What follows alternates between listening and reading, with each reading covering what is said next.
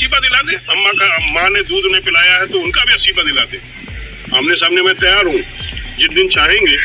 के सांसद जी को देख रहा था, वो सर्टिफिकेट वाले सांसद हैं। अगर उनको इलाज दवाई की जरूरत हो तो उनके लिए सलाह यही है कि हम फर्रुखाबाद से डॉक्टर बुला करके फ्री इलाज करा सकते हैं। उनका बारे में करना चाहिए था।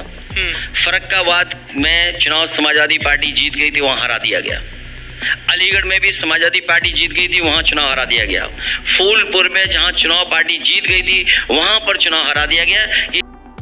नमस्कार। क्या हमारी लोकतांत्रिक प्रक्रिया जिसमें जनता की आवाज सबसे ज्यादा मायने रखती है, वह भी एक मजाक बन चुकी है? क्या चुनाव अब सिर्फ आंकड़ों और धांधलियों का खेल रह गया है?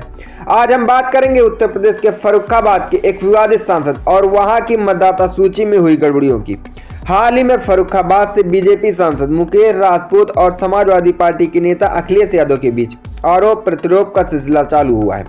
मामला तब बढ़ा जब राहुल गांधी पर यह आरोप लगाया गया कि उन्होंने संसद में मुकेश राजपूत को धक्का दे दिया।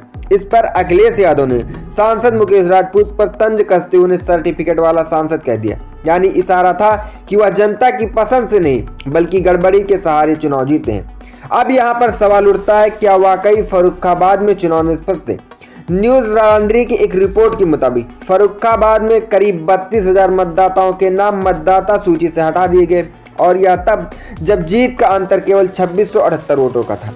यहाँ खास बात यह है कि जिन क्षेत्रों में मुस्लिम, यादव, शाक्य और दलित समुदाय के लोग रहते हैं, वहां से ज्यादा नाम हटाए गए, जबकि उच्च जाति वाले इलाकों में ऐसा नहीं हुआ। तो साफ बात यह है कि यह कोई संयोग नहीं बल्कि सुनियोजित तरीके की योजना बनाई गई थी। और यहाँ पर सिर्फ फर्रुखाबाद तक की बात सीमित नहीं है। मेरठ में भी 2 बूथों में एक छोटे सर्वे में पाया गया कि 27% मतदाता फर्जी थे। यानी इन लोगों के नाम तो सूची में है लेकिन वे असल में वहां रहते नहीं हैं। चुनाव से पहले करीब 1 लाख फर्जी मतदाताओं को जोड़ा गया। दोस्तों, क्या यही असल में लोकतंत्र है? सांसद मुकेश राजपूत ने अखिलेश यादव को चुनौती दी है कि अगर उन्होंने अपनी मां का दूध पिया है तो वह और उनके सांसद इस्तीफा दें और दोबारा चुनाव लड़ लें। उनके 5,000 से नीचे जीते, उन्हें भी अस्तीफा दिला दे। माँ ने दूध नहीं पिलाया है तो उनका भी अस्तीफा दिला दे। आमने सामने मैं तैयार हूँ, जिस दिन चाहेंगे।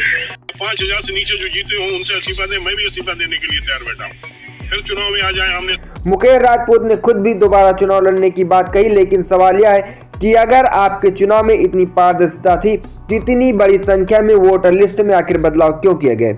यह मामला केवल मेरठ या फर्रुखाबाद तक सीमित नहीं है, यह पूरी चुनावी प्रक्रिया पर सवाल खड़ा करता है। अगर लोकतंत्र में जनता की आवाज ही दबा दी जाए तो हम किस ओर जा रहे हैं यह देखना भी जरूरी है। यह जरूरी है कि ऐसी गड़बड़ियों की निष्पक्ष जांच हो और जो भी दोषी हो उसे सजा मिले, क्योंकि अगर लोकतंत्र से भरोसा उठ गया तो इसका असर पूरे देश पर पड़ेगा। आपकी क्या राय है इस मामले में? हमें कमेंट बॉक्स में कमेंट करके जरूर बताएं। देखते रहिए हालचाल। जय हिंद।